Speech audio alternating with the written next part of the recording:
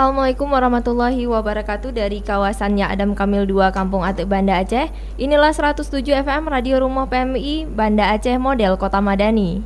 Halo, selamat pagi keluarga Aceh. Apa kabar keluarga Aceh di pagi hari ini? Senang sekali kita bisa bertemu kembali kali ini dengan talk show khusus dengan tema e-kinerja dan reformasi birokrasi di Pemko Banda Aceh.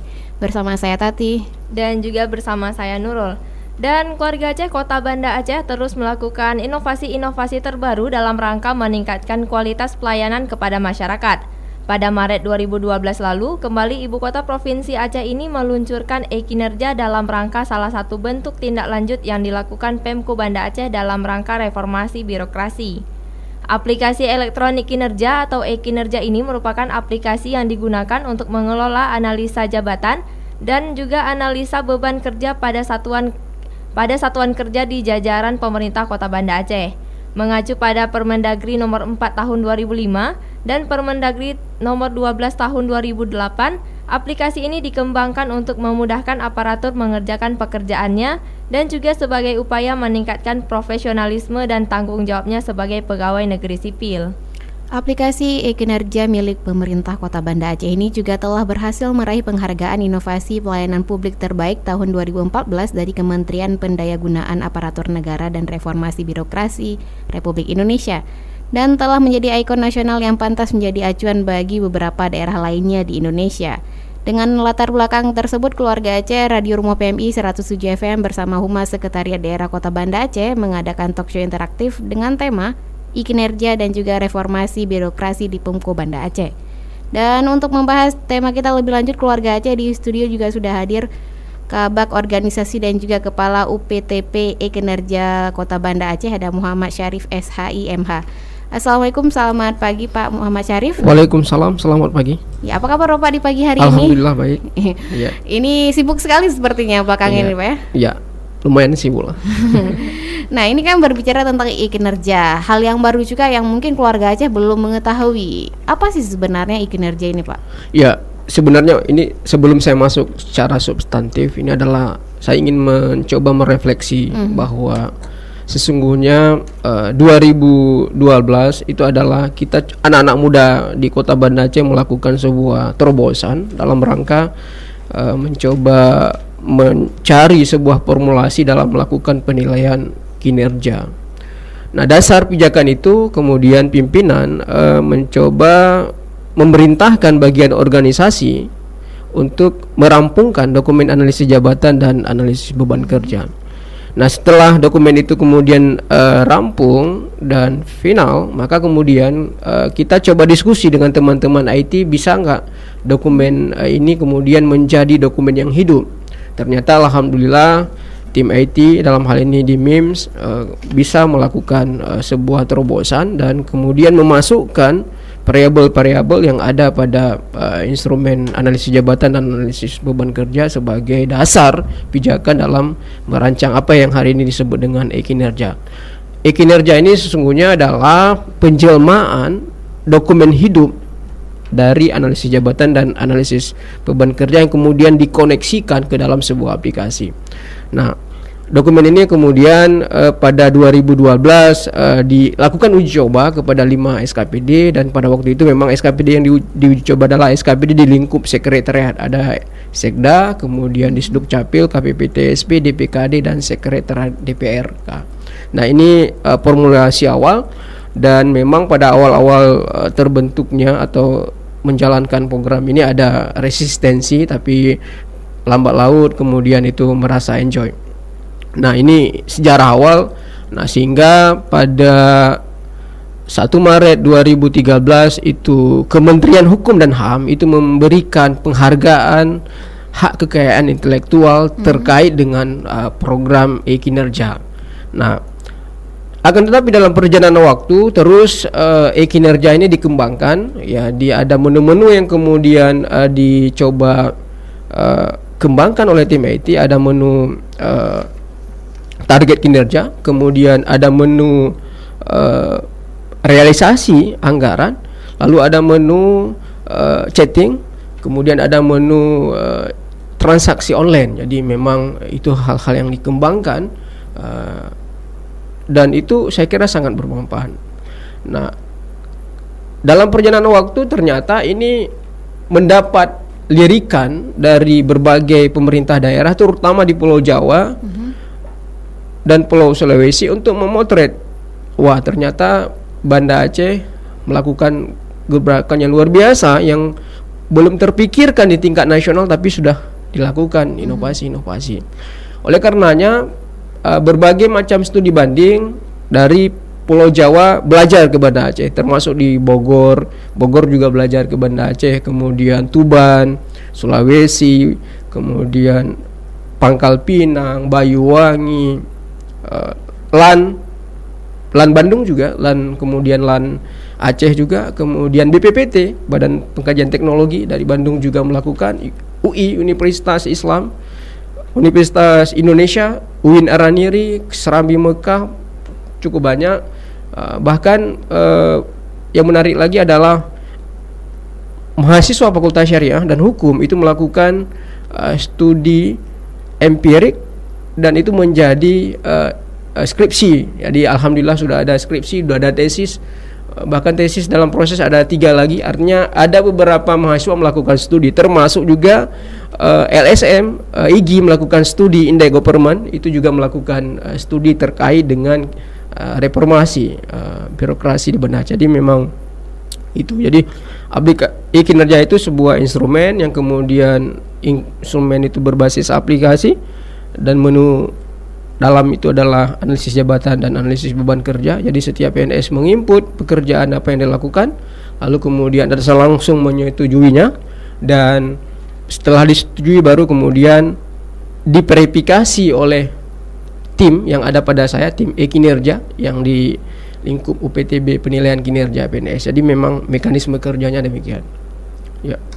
Ada banyak sekali ya Tati ya yang dinilai di kinerja sendiri. Tapi sebelumnya Pak Syarif, ini bagaimana latar belakang sehingga Pemko Banda Aceh ini membentuk kinerja sendiri untuk menilai kinerja yang telah dilakukan oleh pegawai negeri sipil ini? Ya, ada persepsi bahwa PNS itu kerja tidak kerja kan dibayar, itu persepsi. Lalu kemudian persepsinya seolah-olah aparatur negara itu bukan memberikan pelayanan terbaik. Nah, persepsi ini dicoba rubah pada waktu itu oleh Bapak T. Saifuddin, sekda kita, yang selalu melakukan diskusi. Jadi tidak ada istilah lagi pinter goblok penghasilan sama, tapi kemudian siapa yang memberikan kontribusi, siapa yang kemudian bekerja dan pekerjaan itu bisa diukur, maka itulah menjadi prestasinya. Tentu ya ini sebuah cikal. Jadi kita selalu melakukan diskusi. Jadi setiap Jumat Pak Sekda melakukan diskusi dengan kita, dengan kami, dengan bagian organisasi, dengan bagian pembangunan untuk memformulasikan itu. Nah, dasar inilah kemudian terjadi paradigma cara kerja. Jadi kalau dulu kita kerja santai saja, maka kemudian kerjanya agak sedikit ya ada targetnya. Anda kerja hari ini apa? Dan pekerja hari ini itu dinilai. Kalau saya ibaratkan itu adalah amal-amal saleh kita itu dinilai oleh UPTB, ya dicatat kemudian dinilai oleh orang lain. Nah ini ya, walaupun penilaian pertama itu adalah di level atasan langsung. Jadi sejarahnya begitu. Jadi ketika kita ingin menata ya harus ada perubahan-perubahan.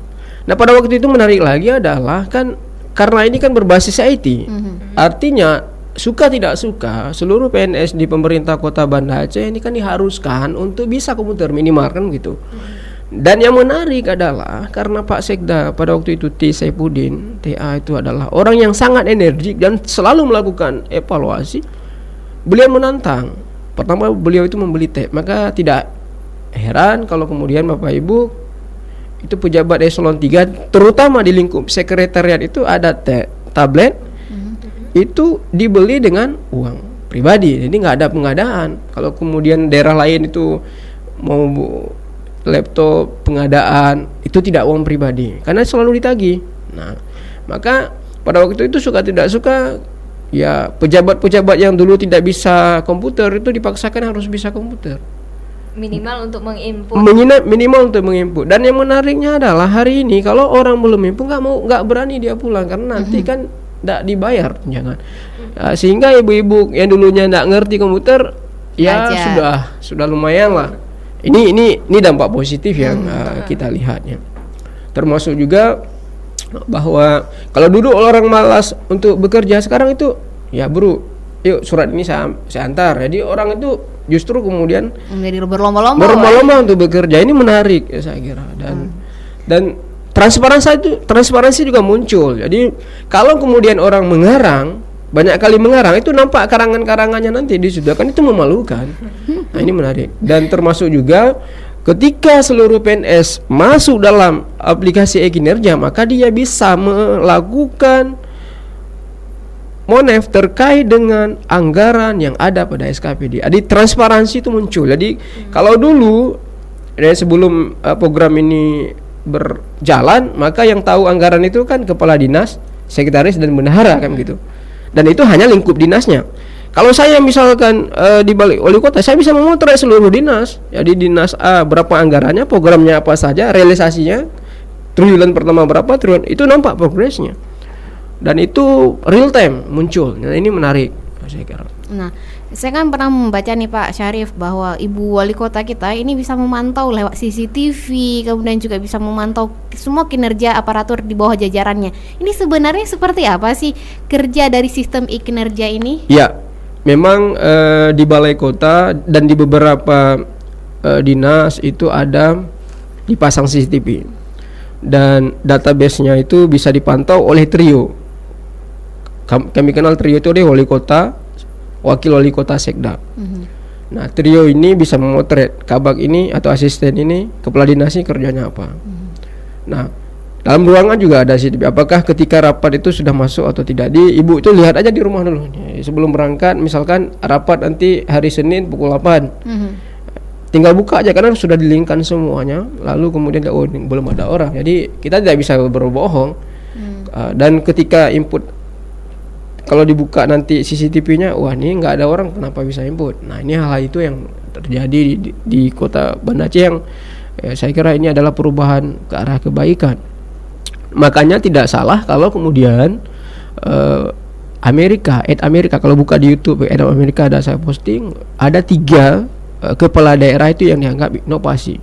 Yang pertama adalah Bandung, kemudian Banda Aceh, dan Banyuwangi yang disebut dengan Smart City itu. Jadi kota cerdas yang menghubungkan kerja pemerintah dengan IT. Jadi memang perubahan-perubahan. Jadi sangat bermanfaat terutama bagi kepala daerah dalam melakukan evaluasi kinerja pemangku jabatan. Ya ini tadi untuk prakteknya sendiri Pak PNS itu menginput kinerjanya setiap hari, kerja dia apa hari ini gitu ya Pak ya. Ini paling lama berapa hari mereka bisa menginput untuk dinilai, kemudian mendapatkan outputnya, prestasi kerja mereka mendapatkan ditingkatkan di grade berapa gitu. Itu berapa lama Pak? Inputan pekerjaan itu diberikan nilai toleransi paling telat 1 minggu. Kalau lebih dari seminggu itu dikunci. Pada awal penerapannya itu tidak dilakukan pembatasannya sampai 1 bulan. Nah, akan tetapi ketika sampai 1 bulan, maka itu yang memberatkan kan pejabat atau atasan langsung. Bayangkan kalau atasan langsung itu punya anak buah 20 orang, seperti di Satpol PP itu ada petugas patroli, kasih penyidikan itu dia kemudian banyak anak buah, maka habis waktu dia untuk melakukan penilaian anak buah saja. Kapan dia bekerja kan begitu. Nah sementara ini harus berjalan. Nah dalam perkembangannya kemudian dibatasi. Kita mengatur dalam Perwal 20 terkait dengan standar pelayanan, standar prosedur penilaian kinerja bagi pemangku jabatan dan pegawai. Jadi ada standar waktunya. Jadi bulan Januari ya Senin sampai Minggu lalu dikunci. Jadi kalau tidak nanti ada orang-orang menunda-nunda pekerjaannya, udah nanti kita isi hari ke-8 saya itu udah dikunci, nggak bisa lagi. Nah itu risiko. Nah setelah dilakukan inputan, maka atasan langsung itu menilai kinerja ya, PNS di lingkup dinasnya masing-masing. Nah atasan langsung berdasarkan SOP itu diberikan waktu 1 bulan paling telat. Artinya kalau dia tidak ada waktu, kesibukan, dia bisa ya menggunakan waktu bulan-bulan terakhir untuk memeriksa kinerja bawahannya. Nah, setelah bulan itu berakhir, katakanlah Januari 2015, tanggal 1 sampai dengan 30, maka tanggal 30 dipastikan atasan langsung telah meng-approve atau menyetujui kinerja bawahannya. Setelah disetujui, maka kemudian itu menjadi domainnya UPTB melakukan penilaian. Jadi setelah disetujui itu dinilai. Jadi kalau kemudian PNS atau atasan langsung sangat disiplin dalam menilai bawahannya, maka itu sangat cepat masuk ke UPTB untuk lakukan penilaian. Nah, ini mekanismenya. Nah, setiap tanggal 11, 12, 13 bulan berjalan, maka itu posisi UPTB biasanya mengkaji kembali hasil penilaian. Kalau misalkan si Ahmad Dinas PU kemudian grade awalnya A, lalu setelah dinilai oleh tim kinerja turun grade-nya, saya biasanya melakukan pleno akhir. Jadi menanya kepada 15 PNS berdasarkan logika-logika, berdasarkan aturan-aturan yang ada, apakah masih dapat dipertimbangkan atau bagaimana. Nah, ini biasa yang kita lakukan. Dan tentunya PNS juga berhak melakukan komplain. Komplainnya secara tertulis ditujukan kepada Sekda, dan nanti kita akan bahas. Biasanya setiap hari Jumat itu dilakukan pembahasan. Dan kalaupun penilaian jabatan fungsional umum di kinerja di tim kinerja itu turun grade, lalu kemudian dalam pleno, ini pleno itu adalah Mahkamah Konstitusi akhir. Itu di situ ada pejabat eselon 2, eselon 3 yang ditetapkan oleh wali kota. Pak Syarif, kita pending sebentar. Boleh, ada oke, penelpon siap. yang masuk. Ini ada Agus di Ulele. Halo? Ya, halo, Assalamualaikum. Ya, Agus, passwordnya. Ya, Banda Aceh dari Kota Madani. Ya, Agus, ini kita lagi berbicara dengan Pak Syarif terkait tentang kinerja dan juga reformasi birokrasi di Pemko Banda Aceh. Ada yang ingin ditanyakan, Agus? Ya, saya ingin bertanya pada Pak Agus terkait kinerja. Pak Syarif, Karena- Agus. Pak Syarif. ya. Ya, ingin bertanya pada Pak Syarif, kan hampir menjelang 1 tahun kinerja sudah dicanangkan dan dilaksanakan. Ya. Nah, ada tidak website khusus untuk melihat kinerja dari DPRD, kemudian dari pemerintah kota, kemudian dari Mahkamah Adat dan MPU? Ya. Jadi ada nggak website untuk bisa melihat hasil kinerja dari bapak-bapak dan ibu-ibu pemerintah, baik DPRD maupun pemerintah Kota Banda Aceh?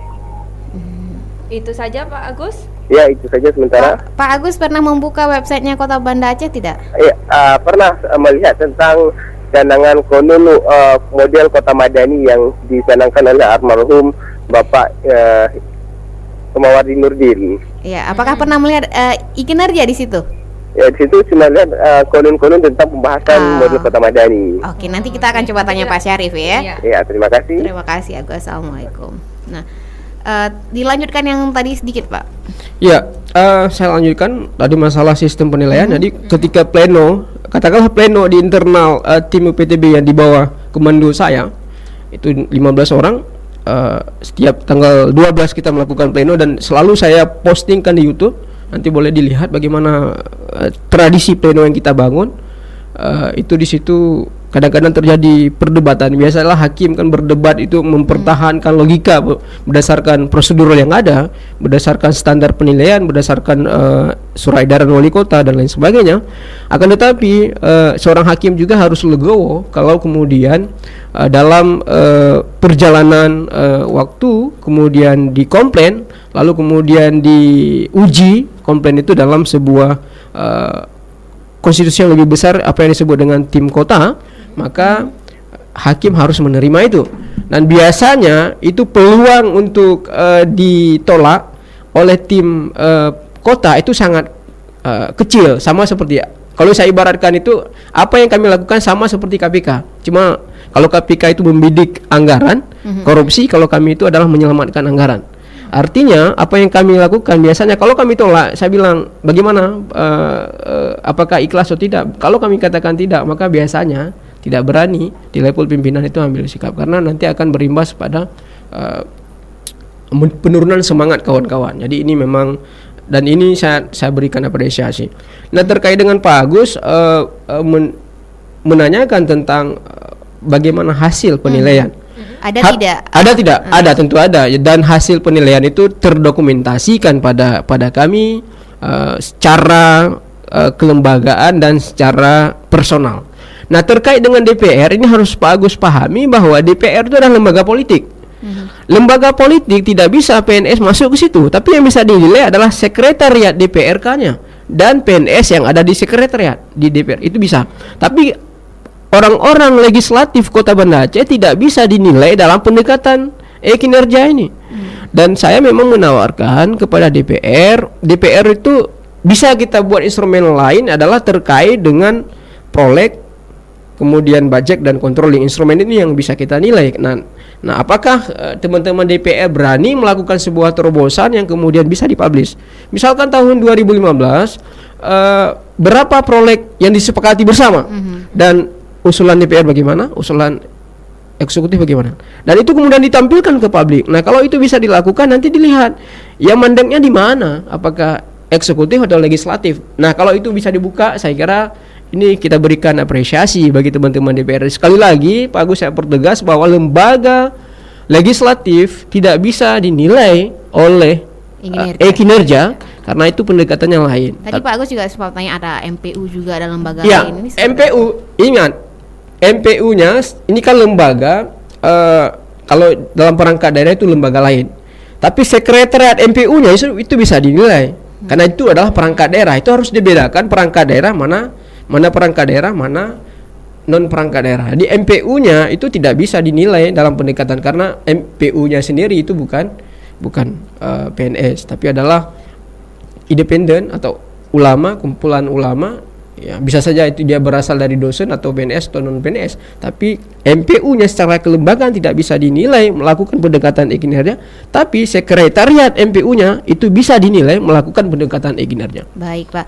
Dan keluarga Aceh, Anda masih mendengarkan talk show interaktif dengan tema kinerja dan juga reformasi birokrasi di Pemko Banda Aceh. Keluarga Aceh juga bisa melakukan SMS atau juga telepon untuk menanyakan terkait dengan tema ini, boleh ke 0651333807 atau 0811688107. Iya Pak Syarif, ini kan kinerja sudah berjalan sejak tahun 2012 ya. Iya. Dan juga sudah mendapatkan penghargaan inovasi pelayanan publik terbaik di tahun 2014 dari Kemenpan RB.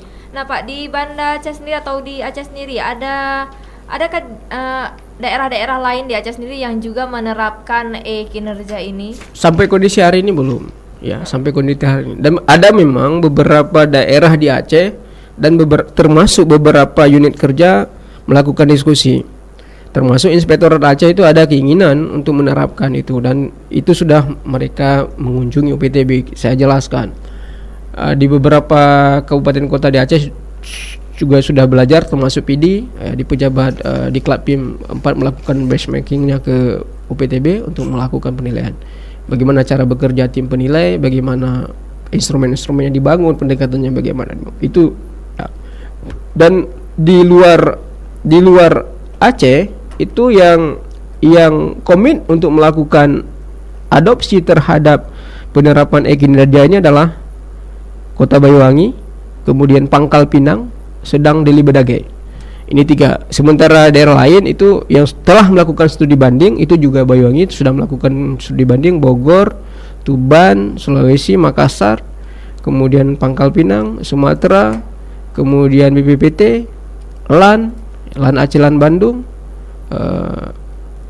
Sulawesi, Kalimantan dan lain sebagainya. Banyak hal yang telah di studi banding. Tapi yang secara komitmen ingin mengadopsi, dan di Sampah ini kalau nggak salah saya tanggal 26 ya, itu akan diberangkatkan tim IT Kota Banda Aceh ke Pangkal Pinang.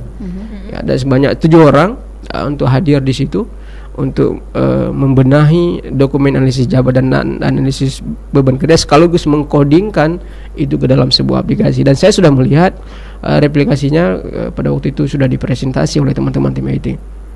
Oke. Nah Pak, ini baru sekali memang tentang e-kinerja, banyak masyarakat juga belum begitu mengetahui tentang bagaimana sih sebenarnya aplikasi e-kinerja ini. Ada beberapa opini masyarakat yang sudah kami himpun Pak dalam bentuk Vox Pop. Silakan didengar dulu, nanti kita akan kembali. Ya, siap.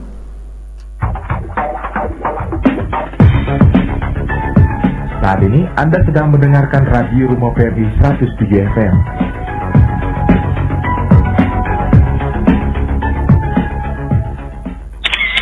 Abang tahu bang e-kinerja bang? Enggak. Pernah dengar Apa itu?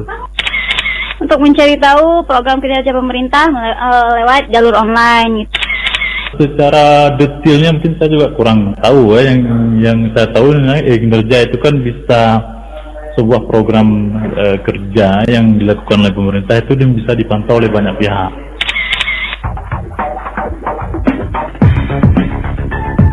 Saat ini Anda sedang mendengarkan Radio Rumah Verdi 107 FM.